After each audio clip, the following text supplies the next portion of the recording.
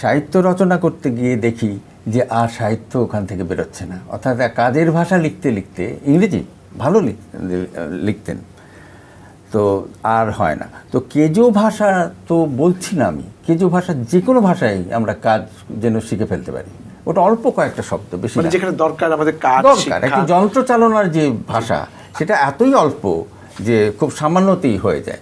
সেটা ভাষা আসলে নয়, সেটা কতগুলো সাংকেতিক চিহ্ন, এটা ভাষা নয়। এই যন্ত্রটা নাড়াতে হবে, এটা করতে হবে, এটা করতে হবে, এটা করতে হবে। কিন্তু মানুষ তো তারপরে কি করবে? যন্ত্র চলে গেল, তারপরে কি করবে?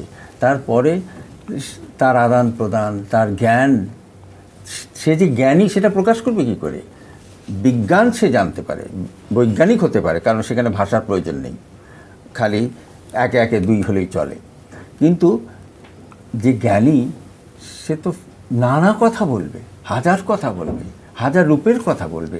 সেই হাজার রূপের কথা বলবে কি করে যদি সে মাতৃভাষায় না বলতে পারে? সেখানে ইংরেজি পোষাবে না, কিংবা কেজো ভাষা সেখানে প্রযোজ্য হবে না। সেই এবং পৃথিবীর যা কিছু সুন্দর, যা কিছু আমার ভালো লাগে, সবই কাজের বাইরে, সবই আমার প্রাত্যহিক সাংসারিক কাজের বাইরে রাখতে হবে, এবং সেটাই মানুষকে সবচেয়ে বড় করে।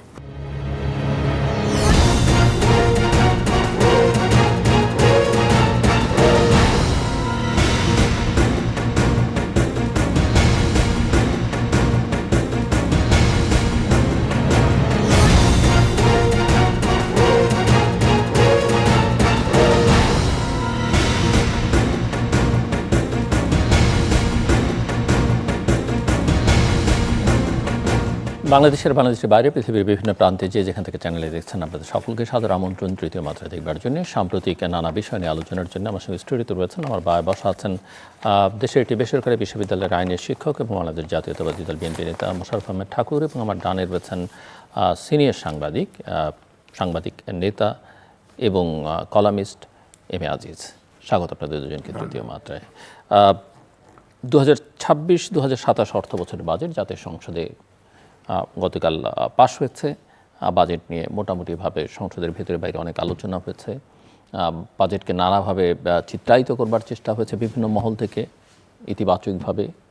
কেউ কেউ নানা জায়গায় সমালোচনাও করেছেন, অনেক কিছু কারেকশানও করা হয়েছে।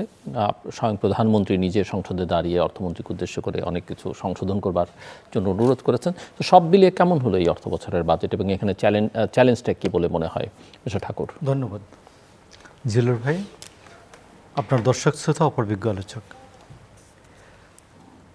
9,38,000 কোটি টাকার বাজেট এমনি আকারে বড়, তবে বাংলাদেশের যে সবচেয়ে বড় চ্যালেঞ্জটা হচ্ছে 47% এডিপি বাস্তবায়ন হয়।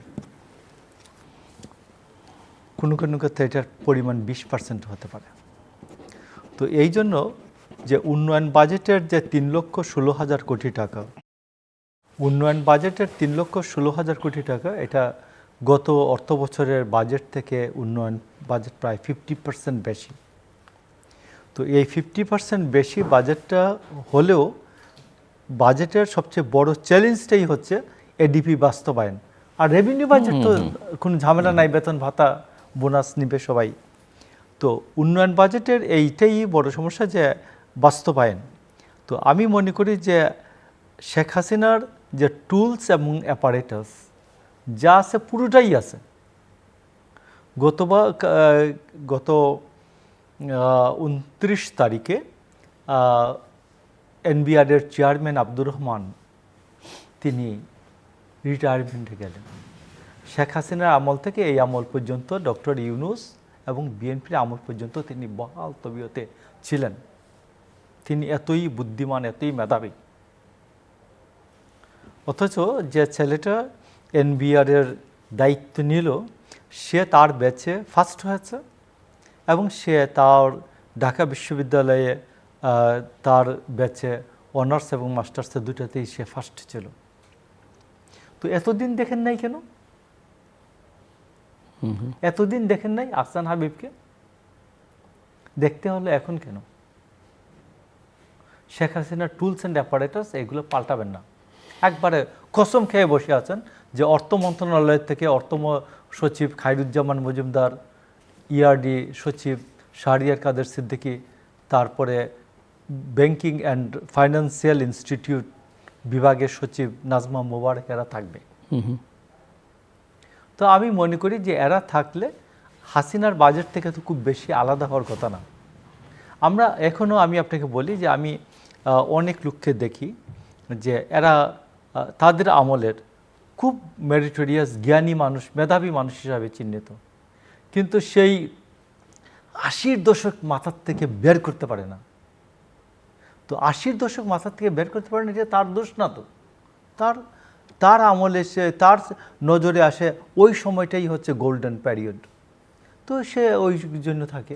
তো হাসিনা যাদেরকে ডিএনএ টেস্ট করে সচিব, সিনিয়র সচিব বানাইছে, এদেরকে দিয়ে আপনি আপনার নতুন স্বপ্নের বাংলাদেশ আপনি বাস্তবায়ন করবেন, এটা সঠিক না। তারপর আমি আপনাকে এই জায়গায় আসি যে বাংলাদেশে এডিপি বাস্তবায়নটাকে যদি আরও ত্বরিত করতে হয়, আমার মনে হয় যে আওয়ামী লীগের আমলের যে লোকগুলো আছে এগুলোকে দ্রুত এখান থেকে সরানো দরকার। তো আর অন্যান্য ক্ষেত্রে যে বাজেটের যেগুলো আছে এইগুলি মোটামুটি ঠিক আছে। এরপরে প্রধানমন্ত্রীর যে এই বাজেটের সাথে আমি মনে করি যে চীন সফরটা, এটাকে আমরা বলতে পারি একটা। আমরা চীন সফরের প্রসঙ্গে আসছি, আলাপ করব ইন ডিটেলস বাজেট নিয়ে। Mister M A Aziz.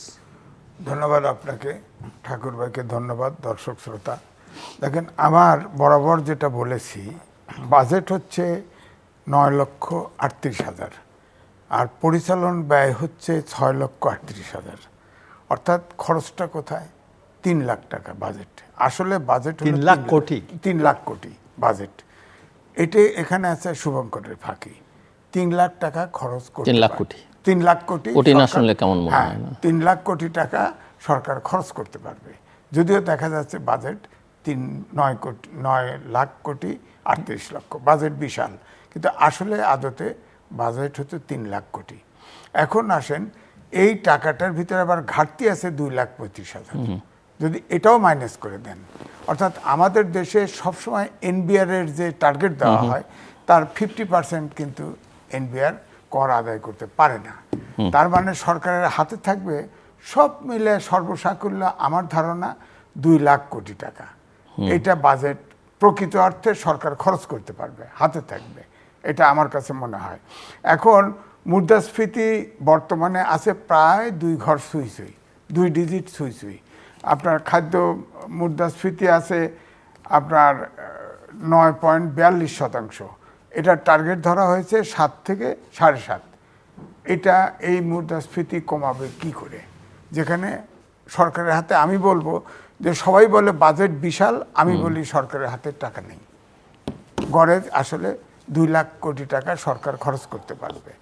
এই জন্যে আমি বলতে চাচ্ছি যে আয় ব্যয়ের যে হিসাব, এই হিসাবে কিন্তু আসলে যেটা দৃশ্যমান দেখা যাচ্ছে এটা না। এখন ধরেন বাজেট দেওয়ার পরে সবসময় নিত্যপণ্যের দাম বাড়ে, এবারে কিন্তু বাড়ে নাই। বাজেটটা কিন্তু বেশ, আমার কাছে মনে হয়েছে সরকার কিন্তু খুব চালাকি করে দিয়েছে। দেখেন, 60টে নিত্যপণ্যের উপরে কোনো ট্যাক্স পড়ে নাই, বসায় নাই, যার ফলে খাদ্যপণ্য চরিত্র আকারে হয়তো চরিত্রের কারণে কিছু কিছু 2-1টা বাড়ছে, 2-1টা আইটেম, কিন্তু নিত্যপণ্যের দাম কিন্তু এবার বাড়ে নাই।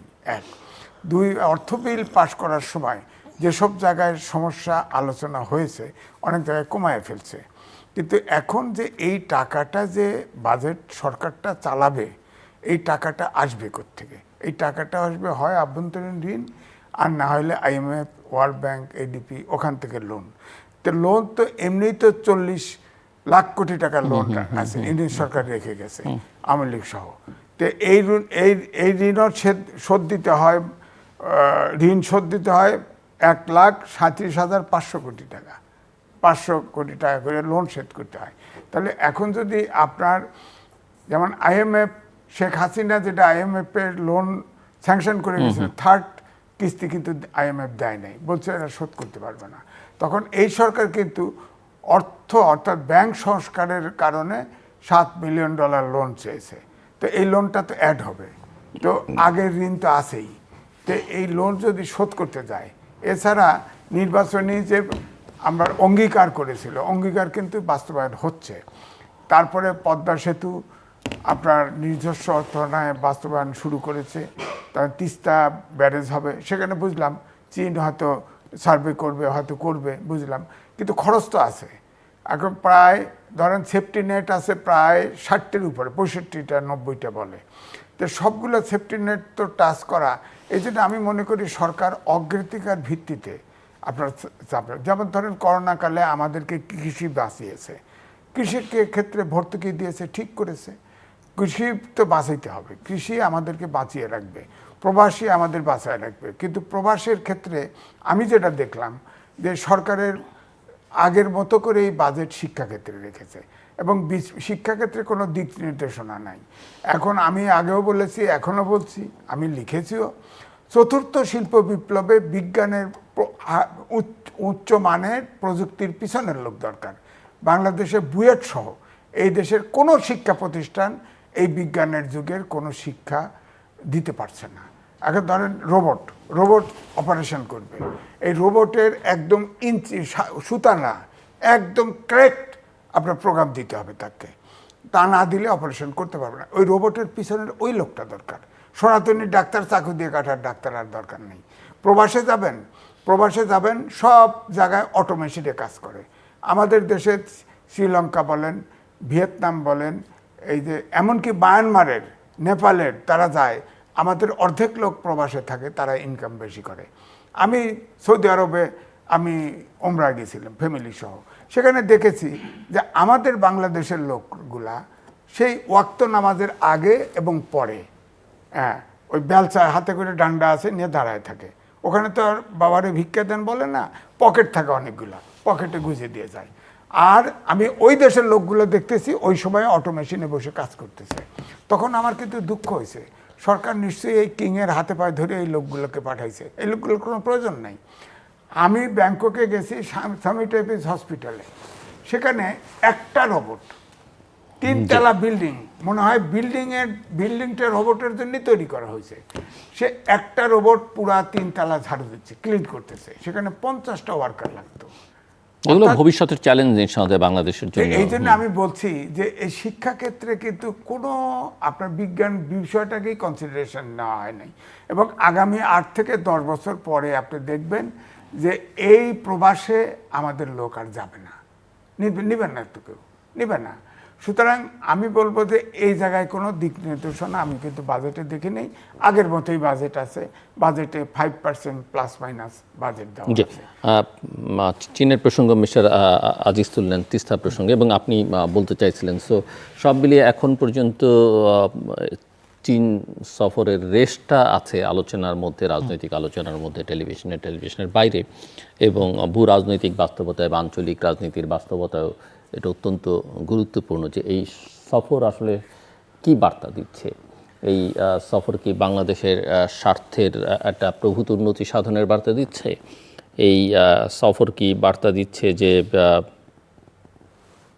বাংলাদেশ কোনো একটি বিশেষ ব্লকে ঢুকে পড়ছে, নাকি এই সফর বার্তা দিচ্ছে যে বাংলাদেশ আসলে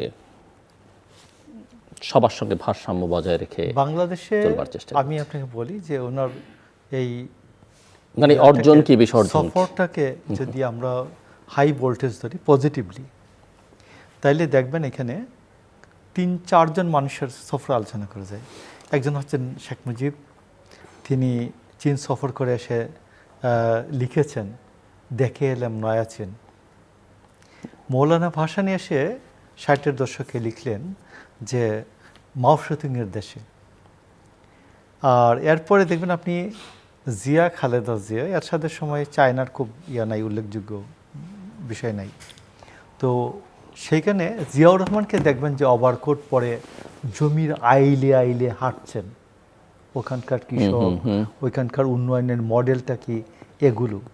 এবং এসে দেখবেন যে আমাদের এখানে 2টা সংস্থা আছে, একটা নাম হলো কৃষি উন্নয়ন কর্পোরেশন BADC, আর বাংলাদেশ কৃষি উন্নয়ন কর্পোরেশন, এগ্রিকালচারাল ডেভেলপমেন্ট কর্পোরেশন, আরেকটা হচ্ছে বাংলাদেশ কৃষি সম্প্রসারণ অধিদপ্তর। কৃষি সম্প্রসারণ অধিদপ্তরের আন্ডারে আপনি দেখবেন ওই ইউনিয়নে ব্লক সুপারভাইজার আছে। এদের কিন্তু নির্দিষ্ট কাজ আছে, আমরা কিন্তু কোনো ব্লক সুপারভাইজার দেখি না। আজিজ ভাই নিশ্চয়ই আমাদেরও আগের মানুষ, আপনার কথা মনে আছে যে ম্যালেরিয়া ইন্সপেক্টর ছিল, এমআই ম্যালেরিয়া ইন্সপেক্টর, তার আন্ডারে আবার স্বাস্থ্য সহকারী এখন যেটা আছে, ওরা কাজ করে গেলে আবার একটা ওয়ার্ডে পুরুলু একজন ইন্সপেক্টর এসে দেখে যেত যে দরজায় লেখা আছে কিনা ওই যে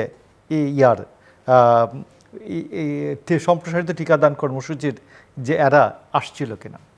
এবং এটার ফলাফল হিসাবে আমি আপনাকে বলছি যে যাই টিকা সম্প্রসারণ তো আমরা এক সময় তো আমরা ভ্যাকসিন হিরো, তারপরে আবার আইসা ডক্টর ইউনূসের কর্মটা না হয় আলোপ না করলাম। আসুন এইবার কৃষি সম্প্রসারণ কর্মকর্তা, থানা কৃষি সম্প্রসারণ কর্মকর্তা, জেলা কৃষি সম্প্রসারণ কর্মকর্তা এবং কেন্দ্রীয় এই যে খামার বাড়িতে যে কৃষি সম্প্রসারণ অধিদপ্তর আলাদা, আর মতিঝিলে দেখবেন আরেকটা কৃষি উন্নয়ন কর্পোরেশন, ওটাতে সার বীজ অ্যান্ড আদার্স এগুলো দেখে। তো জিয়াউর রহমান কিন্তু ওই তার কৃষি সম্প্রসারণ অধিদপ্তর বা কৃষি অ্যাডমিনিস্ট্রেশনটাই উনি ওইটা দেখে এসে এখানে সাজাইছিলেন, কিন্তু এটা খুব কাজ করে নাই। আমি জীবনে দেখি নাই আমার ইউনিয়নে ওয়ার্ডে কে ব্লক সুপারভাইজার আছে। আইসা আমার বাবাকে, আমরা কৃষি আয়ের উপর নির্ভরশীল ফ্যামিলি, কিন্তু আমি কোনোদিন দেখি নাই আমার বাবাকে জিজ্ঞেস করতে যে কত বিঘা জমি আছে আপনার, কি ও ফসল করছে এবার, এগুলো কোনোদিন দেখি নাই। তো আমার এই জন্য আমি জিয়াউর রহমানের এটাকে আমি মার্ক করি যে রিমার্কেবল একটা টোর আর কি, চীন সফর। এখন দেখুন যে তারেক রহমানকে কিন্তু জমির আইলে নিয়ে যায়নি, মাঝখানে শেখ হাসিনার পর্ব বাদ দিয়ে গেছেন। শেখ হাসিনারটা ধরুন খালেদা জিয়া অনেকবার গিয়েছেন, এবং শেখ হাসিনার রিমার্কেবল টোর হচ্ছে হাসিনাকে এমনভাবে পাঠিয়েছে উনার মাথা খারাপ হয়ে গেছে, আইসা বলছে রাজাকারের বাচ্চা টাচ্চা গালাগালি শুরু করছে। চীন সফর শর্ট করে পাত্তা দেয় নাই, বলছে না তোমাকে টাকা পয়সা দেবো না, তুমি যাও, কিন্তু তুমি তাড়াতাড়ি যাও। এটা তো সেটা একদম শেষের দিককার কথা, লাস্ট সফর। মাঝখানে তো অনেক গল্প, মাঝখানে অনেক তার সব অর্জন আছে। যেমন সে আপনার একটা রিমার্কেবল গল্প আপনার এখানে আমি শুনেছি যে আব্দুল কুদ্দুস মাখন মারা যাওয়ার পরে সে স্বাধীন বাংলা ছাত্র সংগ্রাম পরিষদের এরা গিয়েছিলেন শেখ হাসিনার এখানে, আব্দুল কুদ্দুস মাখন কিভাবে দাফন টাফন নূর আলম সিদ্দিকীকে বলছেন, এই সিদ্দিকী ভাই তুমি নাকি অনেক টাকা পয়সা মালিক হয়েছো, আমার পার্টি চালানোর জন্য কত টাকা দিবা? তো সে বলছে বোনটি আমরা তো একজন মৃত্যুর বিষয়টা নিয়ে এটা হবে, তুমি আমার টাকা দিবে কত, এটা কম। এই শেখ হাসিনার বার্গেনিং ক্যাপাসিটি এই ক্ষেত্রে আমি মনে করি দারুণ। তো এখন শেখ হাসিনা, বেগম খালেদা জিয়া, জিয়াউর রহমান এদের সাথে তারেক রহমানের সফরের একটা পার্থক্য আছে। পার্থক্যটা হচ্ছে জিয়াউর রহমানকে নিয়ে গেছে তারা জমির আইলে, মৌলানা ভাসানীকে দেখিয়েছে যে সমাজতন্ত্রের মডেল বা সর্বহারা মানুষের মুক্তির উপায়টা কি, আর শেখ মুজিবের এটা যা আছে দেখে এলাম নয়া চীন, এটাতে পেয়ে যাবে সবাই। তো তারেক রহমানকে তারা এবার চড়িয়েছে বুলেট ট্রেন, তারা দেখাতে চাইছে প্রযুক্তিটা কি। তুমি দেখো জার্মানির প্রযুক্তি কি, ইউরোপিয়ান প্রযুক্তি কি, আর চাইনিজ প্রযুক্তিটা কি। চাইনিজ বুলেট ট্রেন দেখো, জাপানের বুলেট ট্রেন দেখো। এইটাকে তারা, আমার আইডিয়া যে এটাকে এইভাবে তারা এক্সপ্লেন করতে চাইছে। এবং তারেক রহমান এখন চায়না সফরকে তিনি কিভাবে গ্রহণ করবেন। চায়না বলেছে যে বাংলাদেশের পুরো যে নদী ব্যবস্থাপনা এইটা তারা সহায়তা করবে, এবং উনি পার্লামেন্টে বলেছেন যে তিস্তার এটা করবেন। তো আমার এখানে বক্তব্যটা হলো যে বাংলাদেশ হাসিনার আমলে যে আন্তর্জাতিক পানি প্রবাহ কনভেনশন যেটা, এইটাতে ইন্ডিয়ার পাল্লায় পড়ে সে সই করে নাই। আমার মনে হয় যে আমরা যদি যে আমাদের অভিন্ন 54টি নদীর পানি প্রবাহ নিশ্চিত করতে চাই এবং ইন্ডিয়ার সাথে আমরা নেগোসিয়েশন করতে চাই, বার্গেন করতে চাই, আমি দুটি আলাদা শব্দ বলি, নেগোসিয়েশন অ্যান্ড বার্গেনিং করতে চাই বা বার্গেনিং বা নেগোসিয়েশন করতে চাই, তাহলে আন্তর্জাতিক পানি প্রবাহ কনভেনশনে আমাদের স্বাক্ষর করা দরকার আগে। তো এই জন্য আমি আপনাকে বলছি যে এবং চায়নার থেকে আমরা যা যা নিতে পারি, আমাদের প্রতিরক্ষার সক্ষমতা অর্জনে চায়নার থেকে সহায়তা নিতে পারি, আমাদের বাজেট সহায়তার প্রশ্নে চায়নার সারপ্লাস অর্থনীতির সহায়তা নিতে পারি। এবং একই ক্ষেত্রে আমি বলবো যে এখানে খুব স্পষ্ট হওয়া উচিত, পরিষ্কার হওয়া উচিত যে চায়না আমাদের নিকটবর্তী দেশগুলির মধ্যে একটি শক্তিশালী রাষ্ট্র যে আমাদের বন্ধু হতে পারে।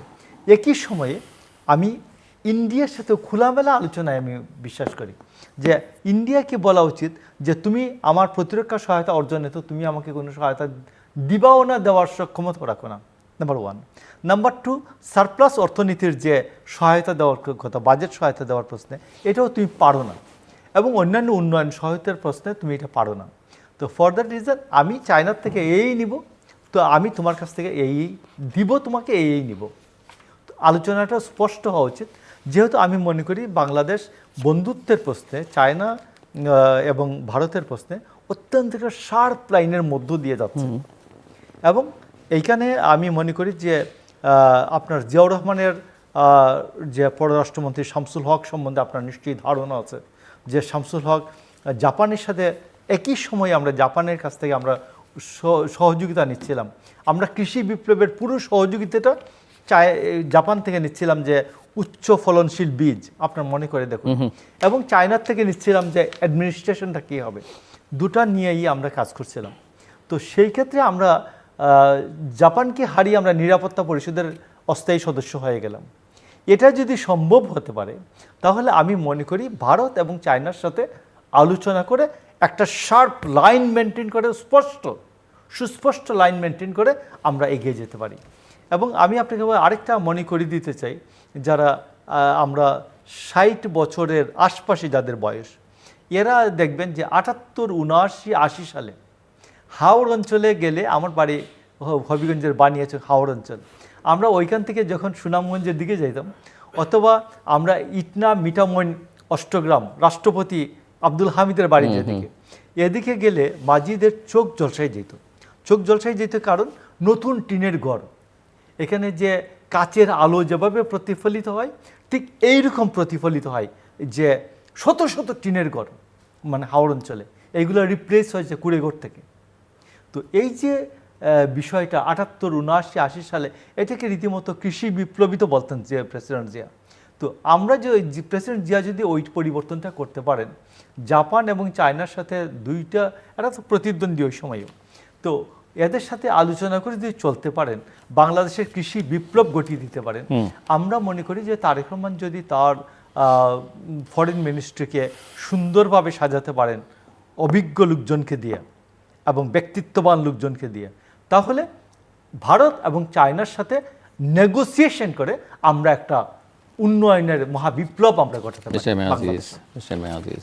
ঠাকুর ভাইকে আমি বলি যে ঠাকুর ভাই বলল তারেক রহমানকে, প্রধানমন্ত্রীকে বুলেট ট্রেন দেখাতে নিছে, মুগ্ধ করার চেষ্টা করেছে প্রযুক্তি। আপনি বলেন তো, চীন সফরের পরে ব্রিফিংটা কোন লেভেলের লোক দিল? এটা কি আমাদের পক্ষ থেকে সঠিক হয়েছে বলেন? কত চীনে গেছে, আপনি ধরেন যুক্তরাষ্ট্রের সাথে মার্কিন বাণিজ্য চুক্তিতে আমরা অনেক বিধিনিষেধে কিন্তু আছি। এখন আমেরিকা এবং চীনের ভিতরে কিন্তু একটা স্নায়ুযুদ্ধ চলছে। ভারতের সাথে আমাদের সাথে সম্পর্ক কিন্তু টানাপোড়েন চলছে, কারণ অন্তর্বর্তীকালীন সরকারের সময় যে জিনিসগুলো বন্ধ ছিল সেগুলো এখনও বন্ধ আছে। শুধু তারেক রহমান চীনে যাওয়ার পরে ভিসাটা চালু হয়েছে, আর সব এখনও বন্ধ আছে। কিন্তু ভারত 3 দিকে বেষ্টিত। ভারতকে দরকার, ভারতও আমাদের দরকার। বিশ্বায়নের যুগে কোনো দেশ ছোট নয়। ভারতের সাথে দক্ষিণ এশিয়ার একটি দেশের সাথে সম্পর্ক ভালো নাই। মালদ্বীপের মতো দেশ সবচেয়ে ছোট, সেখান থেকেও হাত গুটাইছে। এবং ভারতের 24টা প্রদেশ এবং 8টা কেন্দ্রশাসিত অঞ্চল আছে, এটা আপনাকে মনে রাখতে হবে। শেখ হাসিনাকে প্রায় 30টা 40টা চুক্তি এবং সমঝোতার স্বাক্ষর করেছিল, এবং তাকে কিন্তু লেন্দুক দর্জি প্রায় বানিয়ে ফেলছে। শেষে সে বিক্রিয়া করে উচ্ছেদ হয়ে গেছে শেখ হাসিনা। তো এখন ভারত কিন্তু সবসময় চায় যে সরকারকে অনুগত রাখা, তারা পিপুলস টু পিপুলস কানেক্ট করতে চায় না, এবং একটি দেশে আধিপত্য বিস্তার করা। আপনি দেখেন তাদের যে সব বিশেষজ্ঞরা, বিশেষ থিঙ্ক ট্যাঙ্করা বলতেছে যে যুক্তরাষ্ট্রের কাছে ফ্রান্স থেকে যে কি একটা রাষ্ট্র কিনে নিয়েছিল একটা অঞ্চল, সেরকম লুজিয়ানা। লুজিয়ানা কিনে নিছিল ওই মিসিসিপি নদীতে মানে বাণিজ্য করার জন্য। সেরকম আমাদের চিকেন নেক, এটা হলো 20 থেকে 22 কিলোমিটার প্রস্থ। এটাতে চীন বা শত্রু দেশ যদি এটা বন্ধ করে দেয় তাহলে 7 সিস্টার আলাদা হয়ে যাবে। সুতরাং রংপুর বিভাগ দখল করতে হবে, যদি $25 বিলিয়ন দিয়ে এটাকে কিনে নিতে হবে, ভারতকে বাংলাদেশকে অফার দিতে হবে। যদি তারা রাজি না হয় তাহলে সামরিক শক্তি ব্যবহার করতে হবে। আবার অন্য 2 থিঙ্ক ট্যাঙ্ক বলছে যে আমাদেরও ফেনীতে চিকেন নেক আছে, ফেনীর চিকেন নেক কেটে দিলে আমরা চিটাগাং সহ 3টে ডিস্ট্রিক্ট পাবো। কিন্তু ফেনী তো চিকেন নেক না, আমাদের সমুদ্র আছে। হ্যাঁ, এবং এখন তো যেমন এখন পর্যবেক্ষণ বিবেচনা আছে সরকারের, চীন থেকে শুরু করে মায়ানমার হয়ে চিটাগাং পর্যন্ত তো অর্থনৈতিক করিডোর করতে চায়। যদি করিডোরে যদি দেখা যায় সার্ভে করে চীন সততার সাথে এই করিডোর করতে চায় শুধুমাত্র ব্যবসার জন্যে, তাহলে তো ভারত কই ঢুকবে? ভারত তো সারা জীবন, আমি বললাম তো 8টা কেন্দ্রশাসিত অঞ্চল মানে এগুলো কিন্তু দখল করা হয়েছে, এগুলো নিয়ন্ত্রণ করা হয়েছে। আমার কাছে এখন যেটা মনে হচ্ছে যে টানাপোড়েন চলছে, তাতে করে ভারত কিন্তু বাংলাদেশকে নিয়ন্ত্রণ করতে চায়, এরকম একটা অবস্থায় চলে গেছে। সেটা তো ওই আলোচনা তো ধরেন আমরা সবসময় করি, ভবিষ্যতেও করবো, অতীতেও করেছি, কিন্তু আমার প্রশ্ন হচ্ছে যে চীন সফর নিয়ে যেটা নিয়ে না, আলোচনা ওইটাই হচ্ছিল, আমি বলছি। এখন ধরেন চীনের সাথে আমেরিকার টানাপোড়েন আছে, আবার ধরেন ভারতের সাথে আমাদের টানাপোড়েন আছে। তো সেই হিসাবে আমরা সবার সাথে বন্ধুত্ব চাই, আবার কারোর ভারতের সাথে সঙ্গে শত্রুতা চীনেরও নাই। টানাপোড়েন হ্যাঁ, আছে। টানাপোড়েন আছে। তো আমরা থার্ড কান্ট্রি হিসেবে তারেক রহমান আমার মনে হয় বুদ্ধিমানের কাজ করতে থার্ড কান্ট্রি মালয়েশিয়া ভিজিট করেছে। মালয়েশিয়া আমাদের দরকার, আমরা পাম অয়েল আনি, আমাদের প্রবাসীদের আটকা পড়া আছে বহুদিন। শ্রম বাজারটা অনেক গুরুত্বপূর্ণ। শ্রম বাজার এটা তো খুলবে, খুবই খুলবে। গুরুত্বপূর্ণ। কারণ যেভাবে আপনার আনোয়ার ইব্রাহিম যেভাবে আপনার বাংলা গান যে আমার বন্ধু কত জাদু জানে কি রিলিকটা করছে, এতে তো বোঝা গেছে যে কত আন্তরিকতার সাথে গ্রহণ করছে। আমার ধারণা মালয়েশিয়ার সাথে যে আমাদের পাওনা দেওয়া, এটা তো ধরেন ম্যান পাওয়ার এজেন্ট বাংলাদেশের এবং মালয়েশিয়ার, এরা সমস্যা তৈরি করছে। এই সমস্যাটা দূর হলেই কিন্তু সমস্যা দূর হয়ে যাবে। সুতরাং এটা গেল। এখন চীনে যে গেছে, চীনে আপনি বলেন তিস্তা মহাপরিকল্পনা, তিস্তা, পদ্মা ব্যারেজ তো বাংলাদেশ শুরু করেছে, সেখানে অর্থায়ন করবে এবং পানি ব্যবস্থাপনা, পুরো পানি ব্যবস্থাপনা। এছাড়া আমাদের উপায় কি? বাংলাদেশে ধরেন তিস্তা, এই যে দি হিন্দু, তার মানে বাংলাদেশ অ্যাডভান্টেজেস পজিশনে আছে, বা বাংলাদেশ সফর সাকসেসফুল সফর আপনি পরামর্শ বলছেন। দিছে যে তোমরা এই পুশিন খেলা না করে আলোচনা করে ভারত বাংলাদেশের প্রোটোকল স্বাক্ষর করা আছে, তারপর অনেক এগ্রিমেন্ট, তারপরে তো আপনি বলতে চাইছিলেন যে এই যে এই ট্রিপের যে সাকসেস, সেটা সরকার আসলে ডিসেমিনেট করতে পারেনি, মানুষকে বোঝাতে পারেনি যে সাফল্যটা কত বড়। না, সাফল্যটা আরো 2 মাস ক্লিয়ার হবে। তো এখন না, কিন্তু আপনি বলছিলেন যে সরকার এটা ব্রিফ ঠিক মতো করতে পারেনি মানুষ। না, ব্রিফ প্রপারলি ব্রিফ করে নাই। ব্রিফটা এমন লোক দিয়ে করতে হবে যেটাকে মানুষের কাছে মনে পড়ে যে চীনের মতো জায়গায় একটা আলোচনার পরে ব্রিফিং দিবে, অবশ্যই একটা ওয়েটি লোক, জাতির কাছে অ্যাকসেপ্টেবল লোক দিয়ে সেটা করানো উচিত ছিল। পার্লামেন্টেও তো একটা ব্রিফ দেওয়া উচিত ছিল নাকি? পার্লামেন্টে যেভাবে হয়তো প্রধানমন্ত্রী যে কথা প্রসঙ্গে সব দলই অ্যাকসেপ্ট করছে, উপায় তো নাই।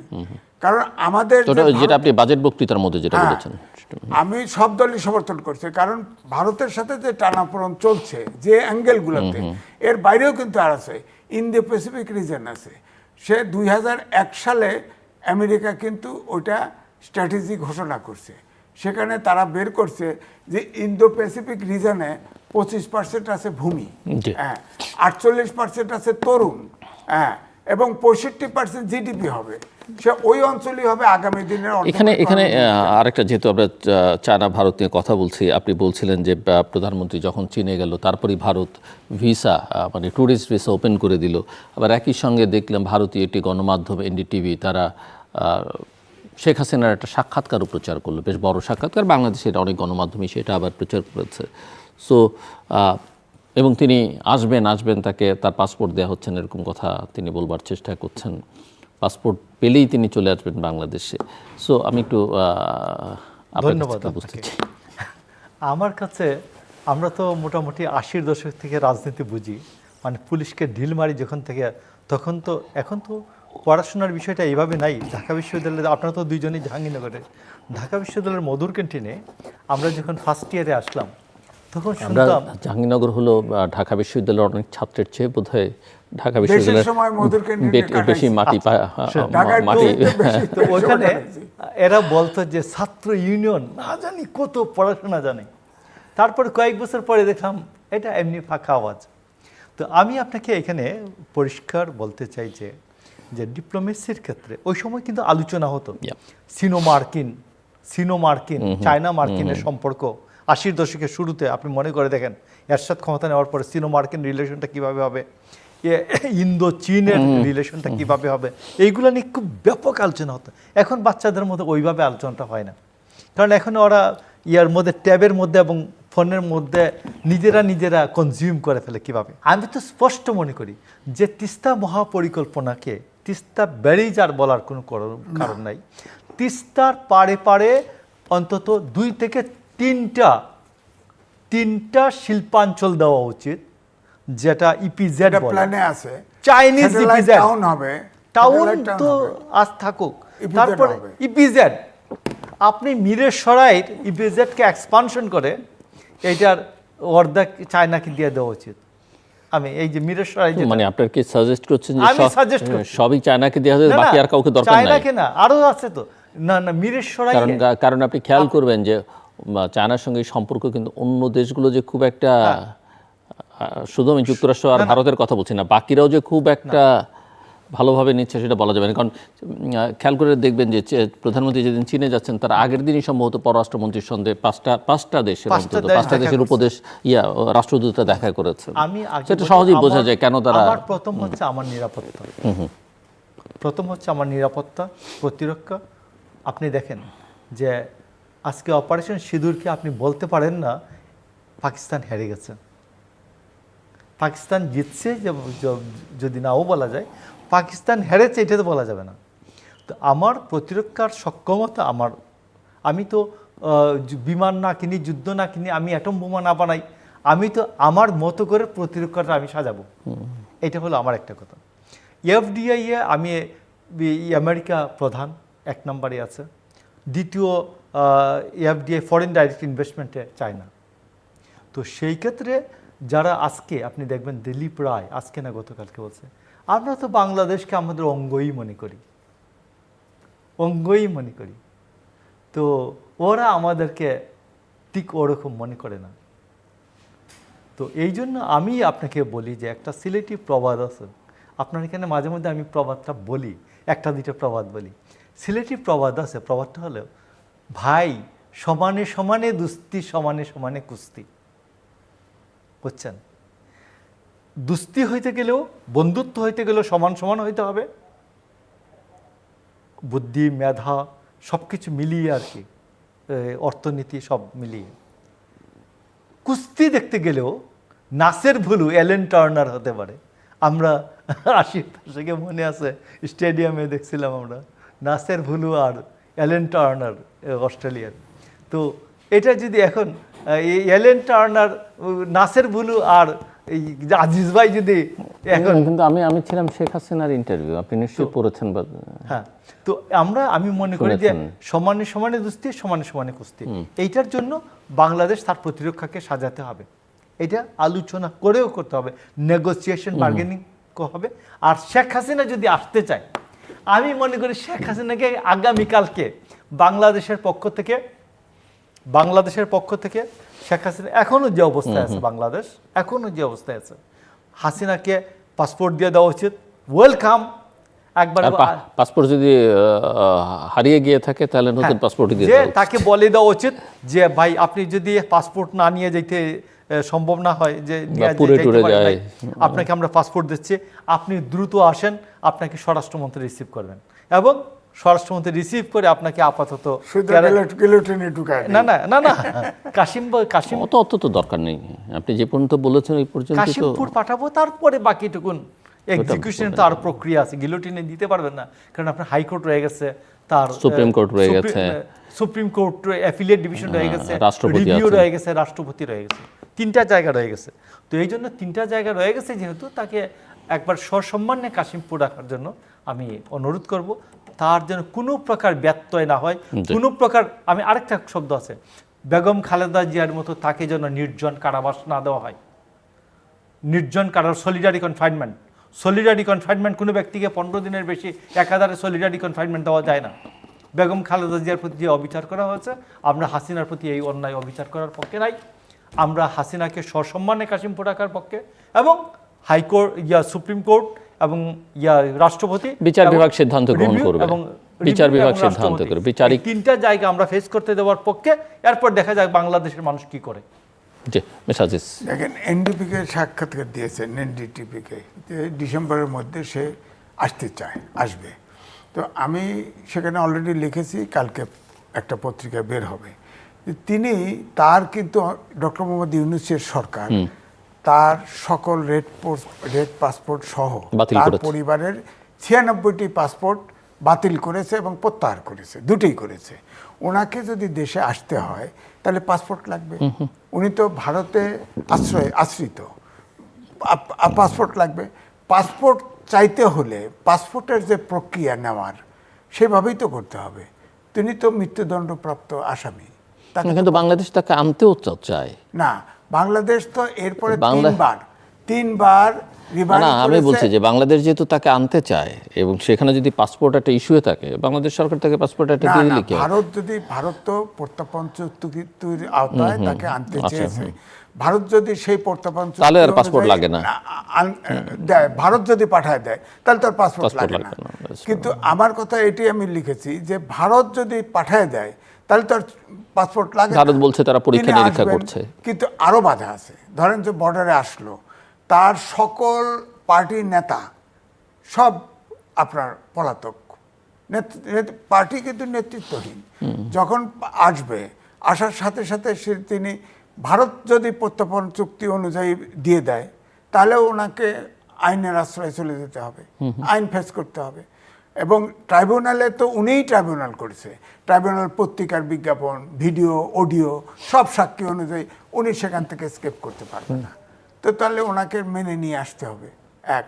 2 হচ্ছে যে উনি যদি আসে, যদি পাসপোর্ট না নিয়ে আসে, যদি যে কোনো কায়দায় আসতে চায়, তাহলে উনি এসেই গ্রেপ্তার হবে। গ্রেপ্তার হওয়ার পরেই সাথে সাথে তাকে আইনের সমর্থ করা হবে। এবং তৃতীয় হচ্ছে, তিনি যদি আসতে চাইবে, যত অভ্যুত্থানের শক্তি আছে সব এক হয়ে যাবে। এক হয়ে ঠিক 5ই আগস্টের পূর্বে যে অবস্থা ছিল সেই অবস্থা হয়ে যাবে এবং তার জীবন হুমকির সম্মুখীন হবে। এটা হলো ধারণা।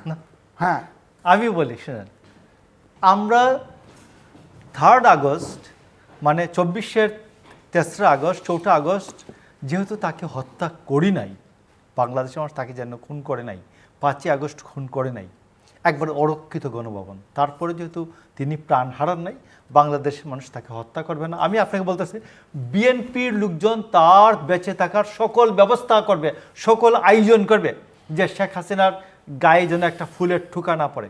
1 নাম্বার 2 হচ্ছে, তিনি আসবেন, তাকে স্বরাষ্ট্রমন্ত্রী এবং আমাদের আইজি প্রিজন, আইজি পুলিশ, এরা হোম সেক্রেটারি, এরা তাকে যথাযথভাবে রিসিভ করবেন, যথাযথ এবং মর্যাদায়। তিনি যথাযথ মর্যাদায় যেখানে যাওয়ার সেখানে যাবেন। সেটা যদি ভারত প্রত্যাপন করে, না, আমি আর আপনাকে তিনি বলতেছি, যদি আসতে চান, তিনি নিজে যদি- নিজে আসতে চান, তখন তিনি কি যদি হবে? আসতে চান, আমি আপনাকে বলতেছি, এক্সট্রাডিশন বা প্রত্যার্পণ চুক্তি আমাকে তার আশাকে বাধাগ্রস্ত করে না। তিনি না, তিনি যদি না আসতে চান, আমি আপনাকে বলছি, তিনি যদি না না, আসতে আসাটা তো illegal। আজিজ ভাই দেখুন, এমনি যদি পাসপোর্ট ছাড়া কোনো দেশ পাসপোর্ট উনি তো সাজেস্ট করছেন যে বাংলাদেশ সরকার তাকে পাসপোর্ট একটা ধরিয়ে দিক, ধরিয়ে দিয়ে ধরে দিবে, বিশ্ববাসীকে ভারত বলুক চাইলে যে দিবে, না, না। পাসপোর্ট দিবে, বৈধভাবেই দেখুন। আসবে, সমস্যা নাই। কিন্তু তিনি তো অলরেডি মৃত্যুদণ্ডপ্রাপ্ত আসামি, আচ্ছা, তাকে তো ঠিক আছে, বিচারের বললেন, সম্মুখীন হতেই তিনি হবে। যদি আপনি ফাঁসির দেখুন। কাছে যেতে চান আপনার আপত্তি কেন? আবার আপত্তি নাই। না না, আপনি দেখুন এক্সট্রাডিশন ফাঁসির মঞ্চে ঝুলতে চাইলে আপনার আপত্তি এক্সট্রাডিশন থাকবে চুক্তি অনুযায়ী তার পাসপোর্ট লাগে না। তিনি যদি বলেন যে আমি এক্সট্রাডিশনের আওতায় যাব না, আমি বাংলাদেশের একজন নাগরিক হিসাবে, তোমরা মৃত্যুদণ্ড দিছো না আরো কিছু দিছো, আমি বাংলাদেশে আসবো, আইসা ফেস করব, তো বাংলাদেশ তাকে পাসপোর্ট দিতে অসুবিধা কোথায়? তিনি পাসপোর্ট দিবেন, তিনি চলে আসবেন। এই ইন্ডিয়া তাকে আটকে রাখার কোনো ব্যবস্থা নেই।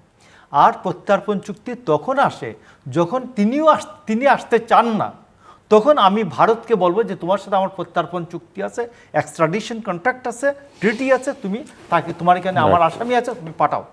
তখন এক্সট্রাডিশনের প্রটোকলটা দরকার। তো এই জন্য আমি বলছি যে আমরা এত ঝামেলায় তো দরকার নাই। শেখ হাসিনা বলতেছে আমি যাব দেশে, আমি বলবো আপনি আসেন। এই যে না, সব- বাংলাদেশ তো চাই তাকে, হ্যাঁ। বাংলাদেশ তো চাই, হ্যাঁ। কিন্তু প্রসেসটা হচ্ছে আইনগত পয়েন্ট। যে আমরা- আপনি যেটা বলছেন যে অলরেডি পাসপোর্ট তার নাই, ভ্যালিড ইনভ্যালিড, এই পাসপোর্ট তো সে মৃত্যুদণ্ড প্রাপ্ত আসামি, পাসপোর্ট তো আইনে দিতে পারবে না। আমরা তাকে আমরা একমাত্র কথাতে ট্রিটি অনুযায়ী আমরা বিচার নিয়ে কথা বলছি, এবং বিচার নিয়ে কথা বলতে গিয়ে মনে পড়লো যে গতকালই শেখ হাসিনার মন্ত্রিসভার এক সময়কার সদস্য এবং জাসদ নেতা হাসানুল হক নূর একটি মামলায় রায় হয়েছে এবং তার 10 বছরের কারাদণ্ড হয়েছে। এবং আমি বলবো যে অত্যন্ত ব্যক্তিত্ব সম্পন্ন মানুষ বলতেই হবে, কারণ উনি যখন পুলিশের কথা স্মরণ করলেন, পুলিশ একবার উচ্চারণ করেছে, তখন আমার মনে পড়লো যে উনি পুলিশকে ধমকাচ্ছেন যে আমার গায়ে টাচ করবা না। সো আমি একটু আপনার কাছ থেকে শুনতে চাই। না, বিষয়টা হচ্ছে ইনু তাল গাছ এক পায়ে দাঁড়িয়ে সব গাছ ছাড়িয়ে উঁকি মারে আকাশে। এই যে শেখ হাসিনার যে 14টি দল ছিল, শেখ হাসিনাকে জাস্ট স্বৈরাচার বানানোর জন্য ছিল, তার মধ্যে সবচাইতে অ্যাক্টিভ ছিল ইনু, যিনি বক্তৃতার সময় বেগম খালেদা জিয়াকে বকা দেওয়া ছাড়া কোনো বক্তৃতাই দিতে পারতেন না, এবং তিনি কোর্টে হাজির হয়েও পুলিশকে ধমকাইছে, পারলে পুলিশকে মারে। তো এই জন্য বলছি তার কৃতকর্মের জন্য না, তার কিন্তু শাস্তি। এই প্রশ্নতে যে পুলিশ এই যে রাজনীতিবিদদের গায়ে হাত দেয়া বা এই যে তাদেরকে ধরে টরে নিয়ে যাওয়ার এই প্র্যাকটিসটা কখন শুরু হলো বাংলাদেশে? না, বাংলাদেশে তিনি আসামি, আমি হলে আমি ওকে ধরবে। না না, ধরারও তো একটা স্টাইল আছে।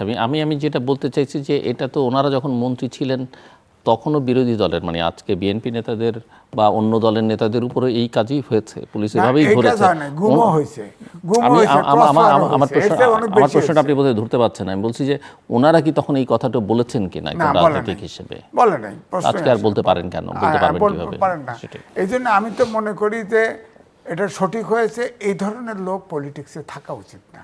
যে আচরণটা, তিনি পলিটিক্সে তথ্যমন্ত্রী ছিল, তো তিনি এক ধরনের ইনডাইরেক্টলি সরকারের স্পোকসম্যান ছিল। তার যে বক্তৃতা কোনো রাজনৈতিক ব্যক্তির বক্তৃতার মতো মনে হয় নাই, এবং কোর্টে হাজির হওয়ার পরে তিনি যে আচরণগুলো করেছেন বিভিন্ন সময় দেখা গেছে, একবার না কিন্তু কয়েকবারই হাজির হয়েছে, হাজির হবে না, সে আসামি হাজির হবে না, হাজির হবে তো।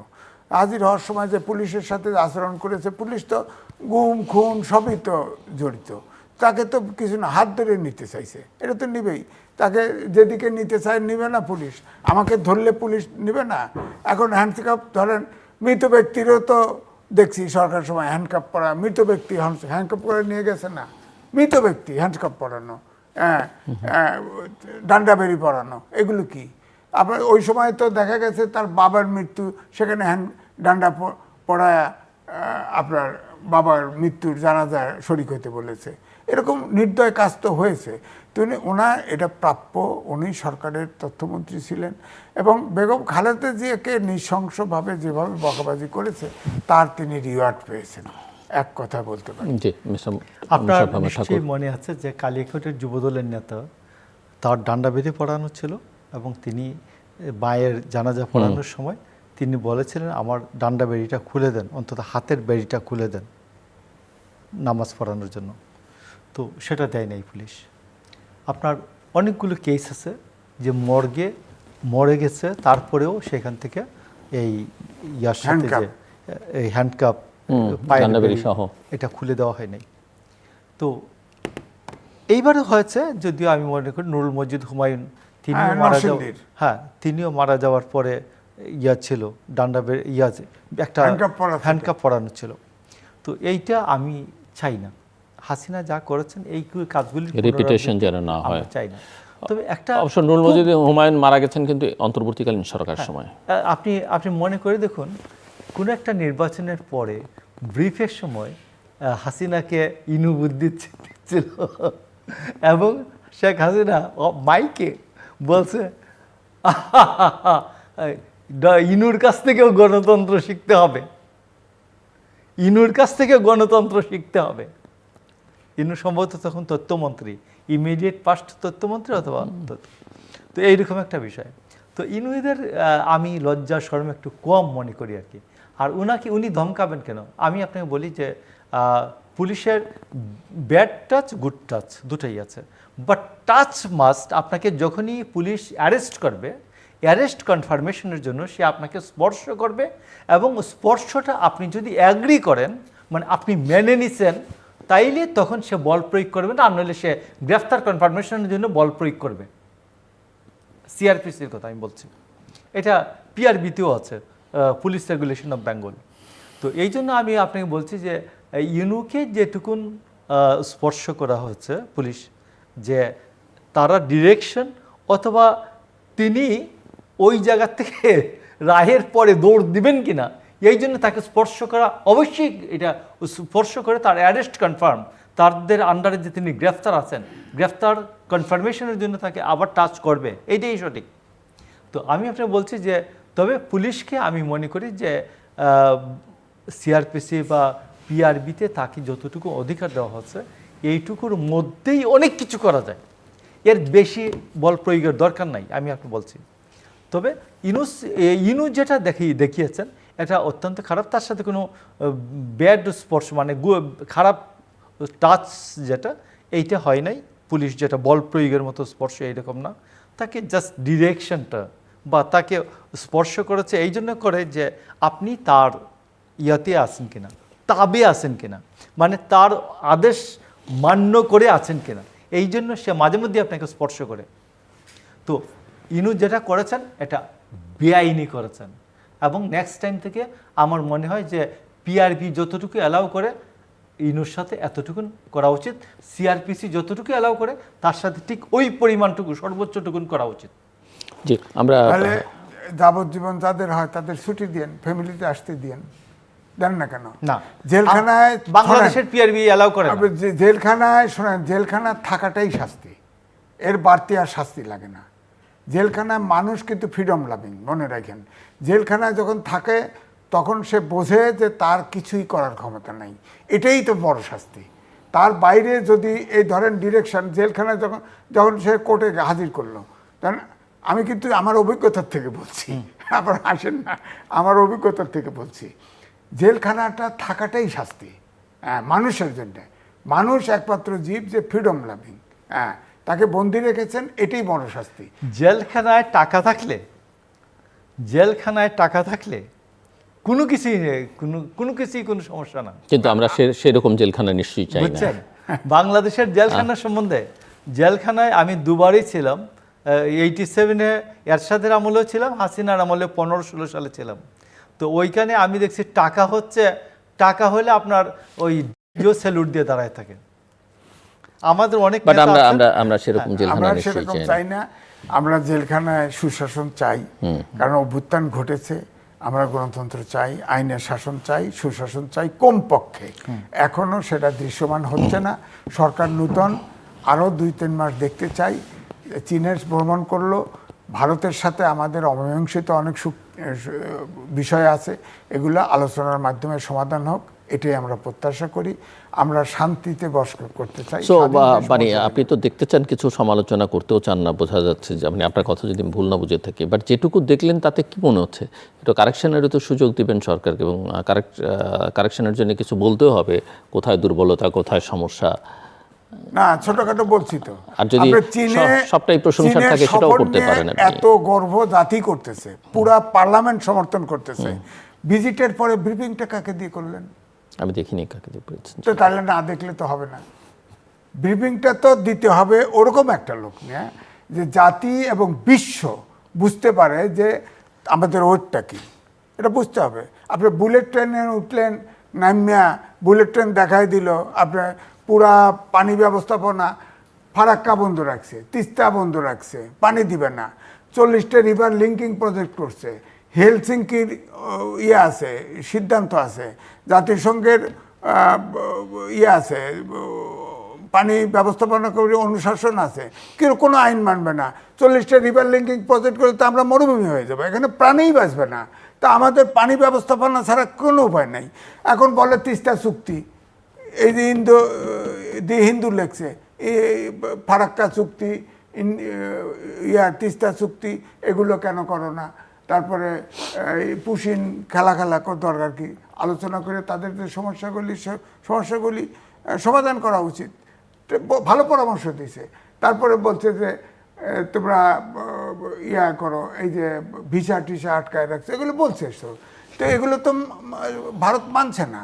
ভারত তো এখানে অ্যাটিচিউড যা বোঝা যায়, তারা তাদের ওই কেন্দ্রীয় শাসিত একটা ব্যবস্থা বাংলাদেশে চায় ইনডাইরেক্টলি, অর্থাৎ সরকার তাদের অনুভূত হবে। সেই জায়গায় তো রক্ত দিয়ে দেশ স্বাধীন হয়েছে, আমরা তো যাব না।